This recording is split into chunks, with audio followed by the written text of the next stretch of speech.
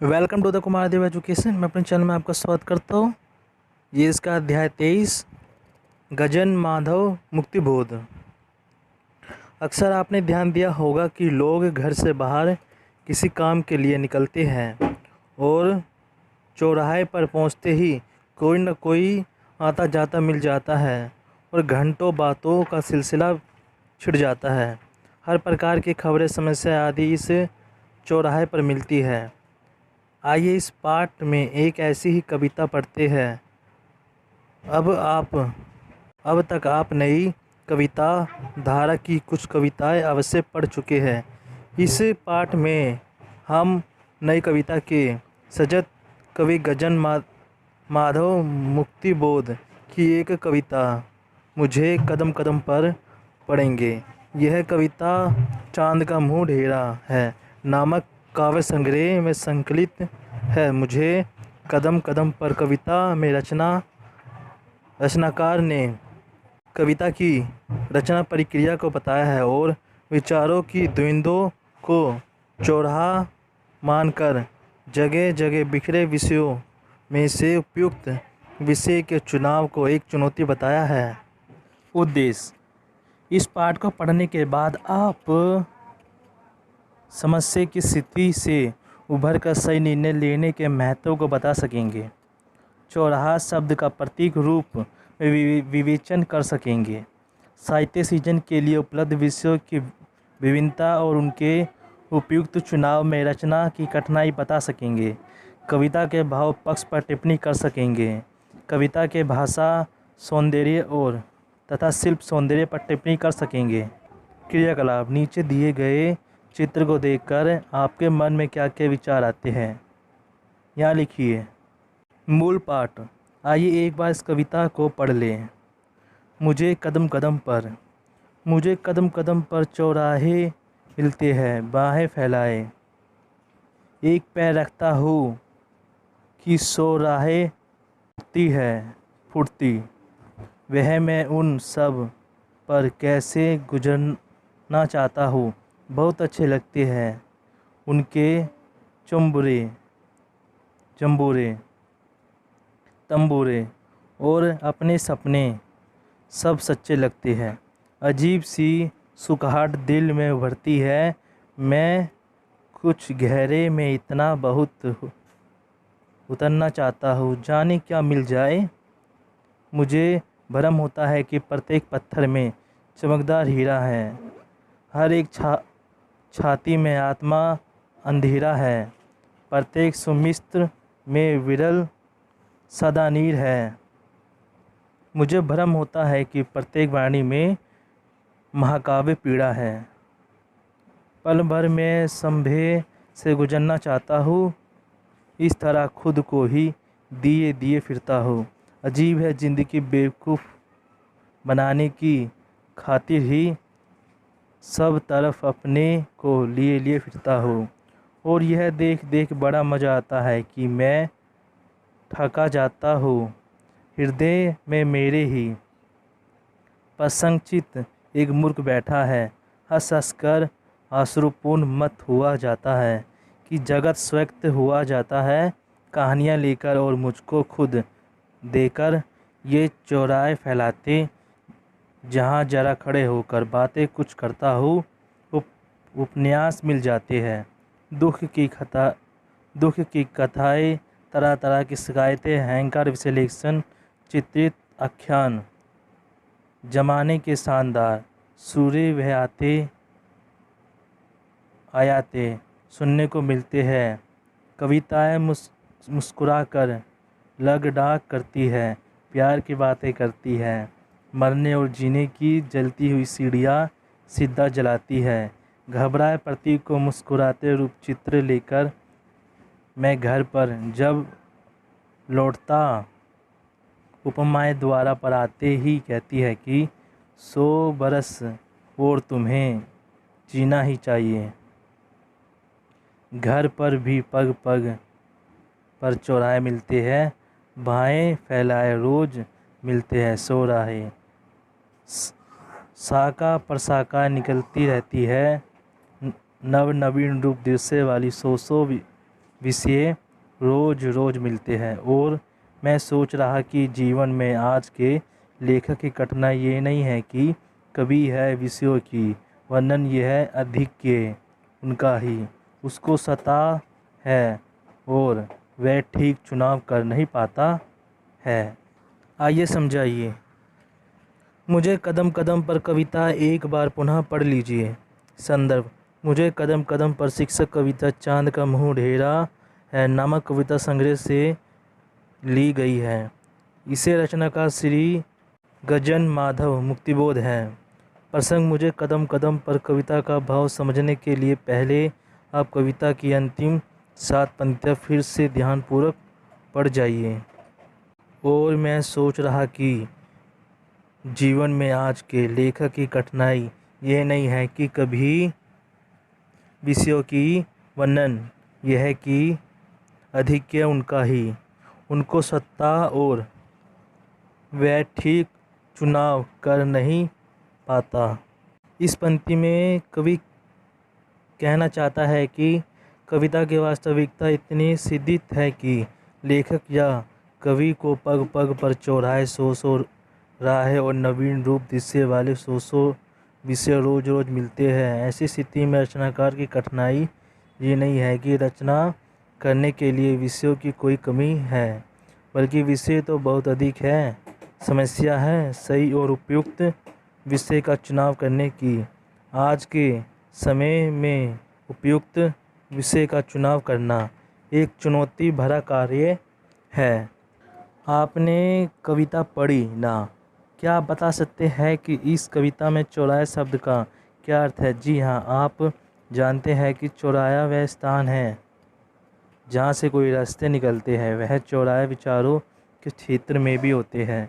जब आप किसी एक बात पर विचार करना आरंभ करते हैं तो चिंतन के फलस्वरूप आपको अनेकानेक विचार आने लगते हैं।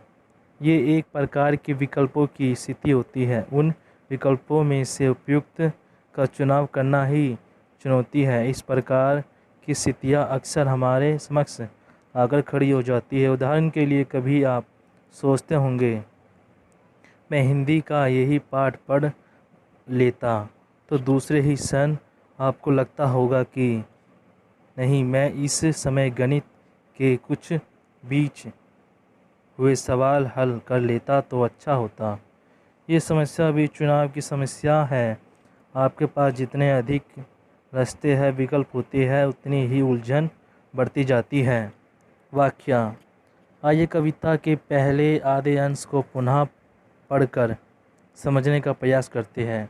इन पंक्तियों में कवि ने इस चौराहे के कदम कदम पर मिलने की बातें कही है। वह कवि को चयन करने की चुनौती के रूप में अक्सर सामने खड़े नजर आते हैं और वह अपनी चिंतन प्रक्रिया आरंभ कर देता है। विचारों का क्रम जरा सा आगे बढ़ता है तो उसे और 100 राहें निकलती नजर आती है। कवि उन सभी राहों पर चलना चाहता है, अर्थात उन सभी से गुजरना चाहता है, उन सभी के अद्भुत प्राप्त करना चाहता है। कवि ने चौराहों को सकारात्मक दृष्टि से देखते हुए उन्हें विकल्प भी माना है। यह विकल्प नित्य प्रतिदिन व्यक्त हो अपनी ओर आकर्षित करते हैं। यदि व्यक्ति एक विकल्प पर चिंतन आरंभ करता है तो अन्य अनगिनत विकल्प उसके समक्ष प्रकट होने लगते हैं। कवि को यह प्रत्येक व्यक्ति के अनुभव बहुत अच्छे लगते हैं और साथ ही उसे अपनी कल्पनाएं, अपने सपने भी बहुत अच्छे लगते हैं, पर उन सभी अनुभवों को सजा कर रखना चाहता है। अधिक से अधिक अनुभव इकट्ठे करने के चक्कर में वह समाज के हर एक व्यक्ति से मिलता है। उसका मन सभी से मिलकर बात करने के लिए झटपटाता है। हर बात की तरह मैं उतरकर बात की सच्चाई जान लेना चाहता है। यह सोचकर कि ना जाने किस व्यक्ति के अनुभवों में विचित्रता, विस्पष्टता हो, उन सभी के पास जाकर उसके दुख सुख बांट लेना चाहता है। आगे कवि कहता है कि उसे इस बात का भी भ्रम होता है कि सड़क पर खड़ा हुआ साधारण सा दिखने वाला पत्थर भी कभी हीरा तो नहीं, अर्थात सड़क पर आता जाता साधारण सा दिखने वाला व्यक्ति कोई महत्वपूर्ण और विशेष तो नहीं। यहाँ कवि को लगता है कि समाज का हर व्यक्ति चमकता हुआ हीरा है। कठिन उसी प्रकार जीवन जगत में छोटा महसूस होने वाला महत्वहीन अनुभव कभी कभी समय आने पर विस्तृत हो जाता है और किसी महत्वपूर्ण घटना को जन्म दे देता है। कवि को लगता है कि प्रत्येक वाणी के वक्षस्थल में एक अधीर आत्मा विद्यमान है जो कुछ न कुछ कर गुजरने को ललायित है। कवि को हर मुस्कुराते चेहरे से प्रेम की निर्मल धारा फूटती नजर आती है। उसे यह भी भ्रम होता है कि हर व्यक्ति के अंतर्मन में बहुत से पीड़ादायक और साथ ही खुशी के अनुभव विद्यमान हैं। यदि वे उन्हें लिखने बैठे तो रामायण या महाभारत जैसे महाकाव्य की रचना हो सकती है। यहाँ सभी सोच विचार का रचनाकार जल्दी जल्दी उन सभी के अनुभवों को बटोर लेना चाहता है, सभी के सहानुभूतिपूर्ण बातचीत करता है, उनके दुख दर्द बांटता है, उनमें रुचि लेता है, अपना समय लगाता है, अपनी शक्ति लगाता है और इस तरह स्वयं को दिए फिरता है। परंतु कवि कहता है कि जिंदगी के खेल ही निराले है। समाज का हर व्यक्ति मुझे जैसे व्यक्ति को जो दूसरों दुखों को अपना मानकर जीते हैं बेवकूफ़ करार देते हैं। कवि को लगता है सभी लोग उसे बेवकूफ़ समझकर उगाते हैं, पर उसे अपने ठांगे जाने में कोई परेशानी नहीं होती और वह उसमें अत्यधिक खुशी का अनुभव करता है और अद्भुत आनंद की प्राप्ति कर पागल सा हो जाता है। वह सोचता है कि मेरे अंदर एक प्रसन्नचित्त मुख बैठा है जो दूसरों से ठगे जाने पर भी खुश होता है। यह अनुभव उसे और भी अजीब और अटपटा लगता है कि समाज अपने आप से सिमटा जा रहा है। उसे रचनाकार की समस्या से कुछ भी लेना देना नहीं है। टिप्पणी: कविता प्रतीकात्मक भाषा में है। रचनाकार के सामने लेखक के लिए विषय बहुत है। वह प्रत्येक का अनुभव लेना चाहता है और विषय चयन एक जटिल समस्या बन जाता है। देख रेख बड़ा मज़ा आता है, मैं ठगा जाता हूँ। उपयुक्त कथन की तुलना कबीर के विभिन्न दोहे से की जा सकती है। कबीरा आप ठगाए और ना ठगिए कोई, आप ठगे सुख होत है और ठगे दुख होए। अपनी बात पर बल देने के लिए कई शब्दों को बार बार प्रयोग किया गया है। इस तरह खुद को ही दिए फिरता हूँ। अजीब है ज़िंदगी, बेवकूफ़ बनाने की खातिर ही सब तरफ अपने को लिए फिरता हूँ और यह देखकर बड़ा मज़ा आता है कि मैं ठग जाता हूँ। चौराहे पत्थर चमकता हीरा आदि प्रतीकों का सहारा लेकर मुक्तिबोध ने कविता को नया संस्कार दिया। जहाँ चौराहे विकल्पों का पत्थर आम मनुष्य चमकता हीरा विस्तृत अनुभव घटना अथवा व्यक्ति तत्व का प्रतीक है। अंश 2 व्याख्या: समाज के सभी व्यक्तियों के अनुभव को अपने कहानी के रूप में संजोकर जब कवि के आगे बढ़ता है तो उसे अपने चिंतन का क्रम आगे फैलाता नजर आता है, अर्थात विचारों का क्रम आगे आगे विस्तार पाता है, जिसमें इतनी सामग्री एकत्रित हो जाती है कि एक उपन्यास की रचना की जा सकती है। इसी क्रम में रचनाकार को व्यक्ति के दुख दर्द की कहानी सुनाने को मिलती है। यही पर समाज के लोग तरह तरह की शिकायतें करते हैं। ये शिकायत कभी सरकार कामकाज की व्यवस्था पर हो सकती है या फिर अनुशासन चलाने वाले लोभी या गिरफ्तार हुए सामाजिक मूल्यों पर भी हो सकती है। विभिन्न व्यक्तियों का अहंकार भरा काला चिट्ठा भी इसी चौराहे पर सुनने को मिलता है। ये सब ऐसे पेश किया जाता है कि पवित्र कुरान के कथक हो, अर्थात समाज इन पर बल देता है। इन्हीं बड़ी रुचि के साथ सुनता है आगे कवि कहता है कि इन सभी जटिलताओं से जकड़े अनुभवों और व्यक्तियों के चेहरे की स्मृतियाँ लेकर जब कवि घर लौटता है तो विभिन्न प्रकार की अभिव्यक्तियाँ घर के द्वार पर आकर कहती है कि हमारी संख्या इतनी अधिक है जो 100 वर्ष तक प्रयोग करने पर भी समाप्त नहीं होगी और तुम्हारे लिए 100 वर्ष तक और जीवित रहना पड़ेगा। आगे कवि कहता है कि घर पर आकर सभी विचारों का ये क्रम आगे बढ़ता चला जाता है। यहाँ पर भी तरह तरह के अनुभव और चिंतन की धाराएं आकर खुले दिल से स्वयं स्वागत करती है। जिस प्रकार वृक्ष की अनेक शाखाएं निकल कर चारों ओर फैलती है, उसी प्रकार कवि के आत्मा चिंतन के क्रम भी आगे बढ़ता चला जाता है, फैलता जाता है। प्रतिदिन प्रतिपल नए नए विषय अचानक कवि के सम्मुख आ जाते हैं। अंत में कवि कहता है कि आजकल रचनाकार के पास विषयों का अनुभव नहीं है। विषयों की संख्या बहुत अधिक है, परंतु समस्या केवल सही और उपयुक्त चुनाव की है। सही विषय का चुनाव करने का काम रचनाकार के लिए बहुत कठिन कार्य है। टिप्पणी: कविता आम बोलचाल की सरल भाषा में लिखी गई है। उदाहरण के लिए पहली पंक्ति ही देखें। मुझे कदम कदम पर चौराहे मिलते हैं, बाहें फैलाए। हिंदी में नई कविता की विशेषता रही है परिपाटी बंध, कविता के विरुद्ध द्रोह विद्रोह। नई कविता परंपरागत छंदों का बंधन नहीं स्वीकार करती, किंतु लय और प्रवाह इसमें भी होता है। नई कविता ने अपने छंद बड़े हैं। घबराए प्रतीक मुस्कुराते रूप चित्र कविताएं मुस्कुरा कर लाख डाक करती है, प्यार की बातें करती है, मरने और जीने की सीढ़ियाँ सीधाए चढ़ती है। मैं मानवीय अलंकार है।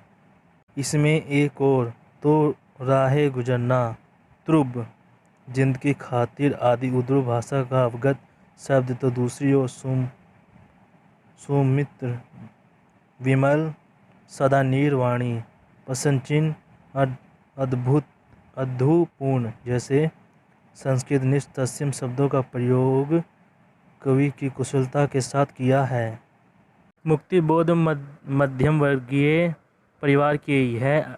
अक्सर मित्र के जान पहचान वालों के साथ चाय के ढाबे पर या होटल में बैठकर ईद दुख दर्द बांटा करते थे। घंटों बातें हुआ करती थी। दैनिक जीवन की इस घटनाओं से मुक्तिबोध को कविता लेखन की प्रेरणा मिलती है।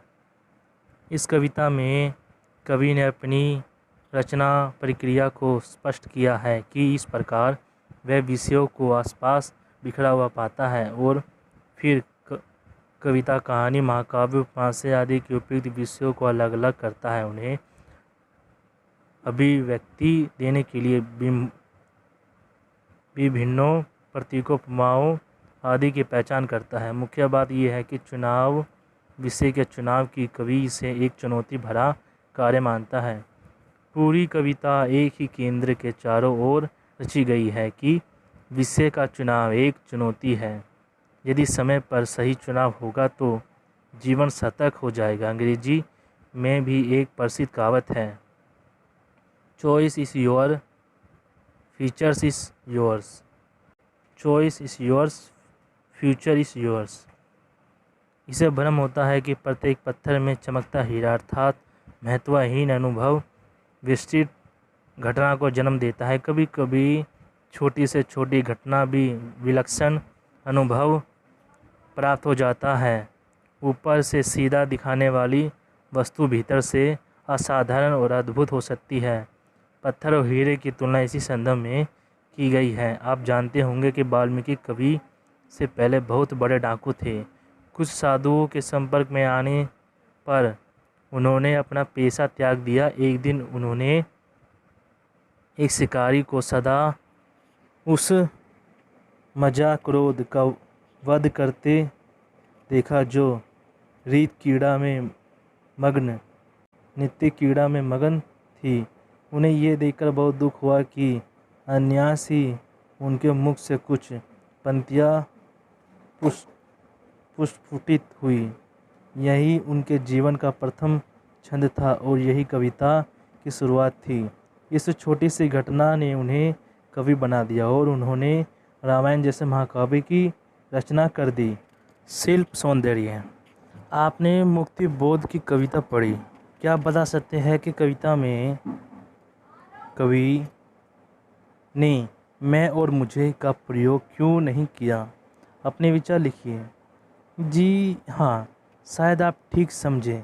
मैं और मुझे का प्रयोग कवि ने अपने लिए किया, पर मैं का अर्थ इस कवि जैसे विचारधारा रखने वाले अन्य लोगों से भी है जो कवि द्वारा उपयुक्त मैं शब्द में निहित है। यह कविता स्वयं को केंद्र में रखकर रची गई है। अंत ये आत्मपरक संरचना की कविता है। इस कविता में मैं शब्द में साथ कवि अपने जैसे व्यक्तियों को लेकर अपनी कहना चाह रहा हूँ। गजन माधव मुक्त नई कविता के सर्वोत्तम कवि माने जाते हैं। ऐसी कविताएं जीवन के गहन भावों को अभिव्यक्त करती हैं, जीवन का व्यर्थ बताती है मुझे।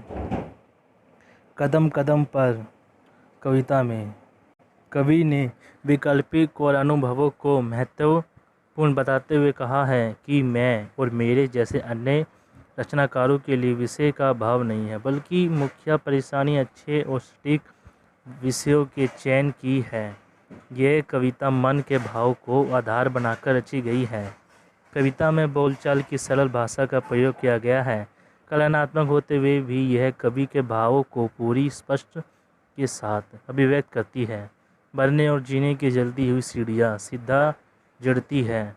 उपमाएं द्वारा पर आते ही कहती है कि 100 बरस और तुम्हें जीना चाहिए।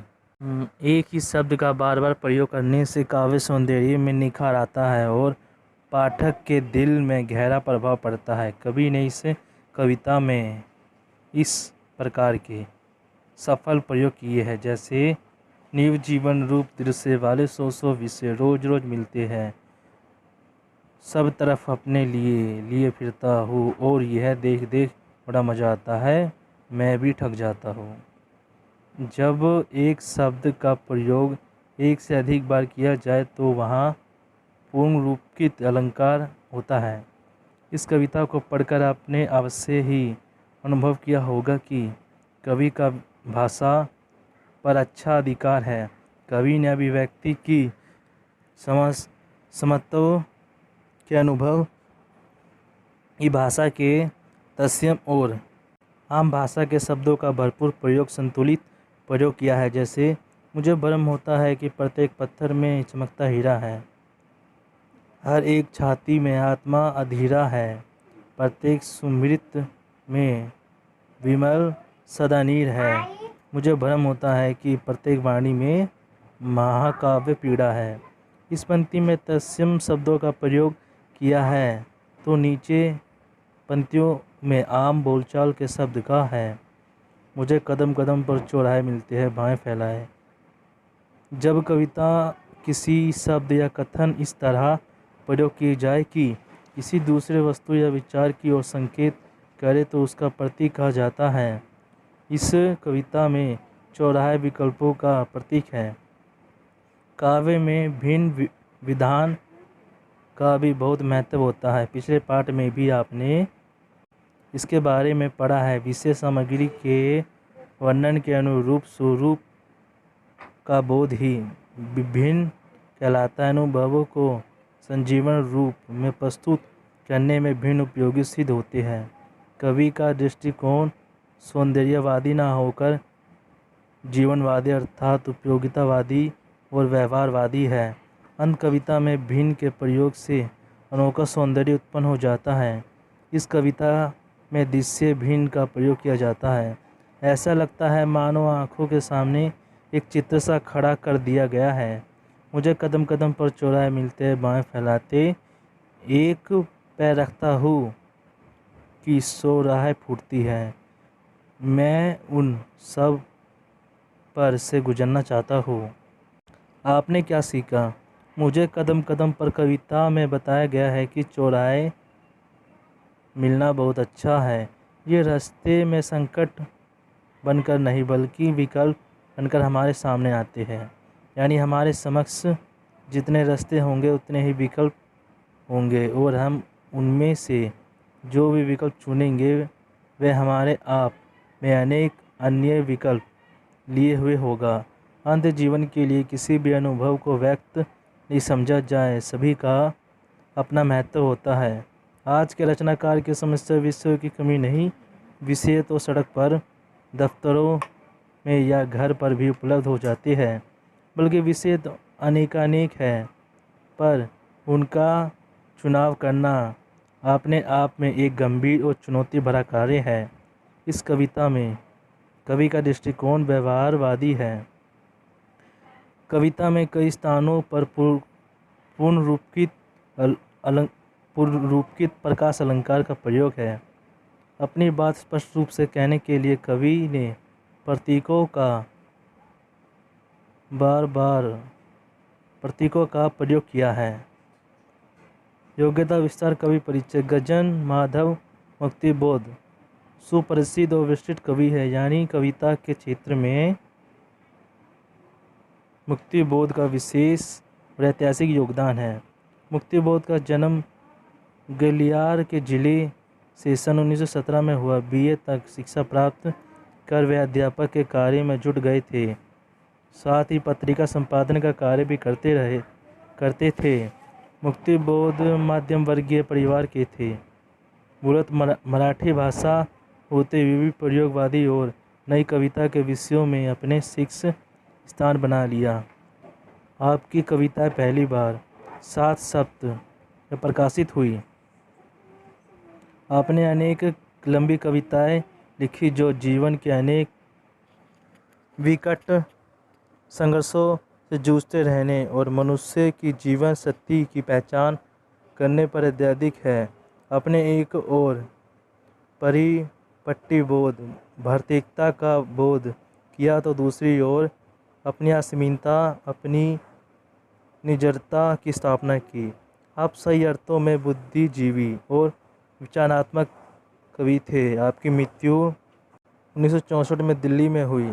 चांद का मुंह ढेरा है, भूरी भूरी राख धूल, एक साहित्यिक की डायरी, कामयानी, एक पूर्ण विचार आदि इनकी प्रसिद्ध कृतियाँ हैं। मृत्यु के पश्चात आपकी सभी रचनाएं मुक्तिबोध रचनावली के नाम से 6 खंडों में प्रकाशित है। मुक्तिबोध की भाषा आम बोलचाल की हिंदी है, जो अरबी फ्रांसी मूल शब्दों को समाहित किए हुए है। सन 60 के बाद की सामाजिक राजनीतिक विसंगतियों को उन्होंने प्रस्तावित अर्थ विपन्न चित्र के माध्यम से कविताओं में अभिव्यक्त किया है। व्यक्ति के पतन और सामाजिक दायित्वों से मुख तोड़ लेने की थिंकारामयी कथा उनकी लगभग सभी कविताओं में देखने को मिलती है। कविता के विषय में वैचारिक जटिलता को अभिव्यक्त करने के लिए उन्होंने प्रतीकों तथा भीमों का प्रयोग जानबूझकर किया है। इस कारण उनकी कविता बोध के स्तर पर थोड़ी देरू भी हो गई है। दोस्तों, चैप्टर खत्म हुआ। वीडियो अच्छी लगी वीडियो को लाइक करें, चैनल को सब्सक्राइब करें। थैंक यू दोस्तों।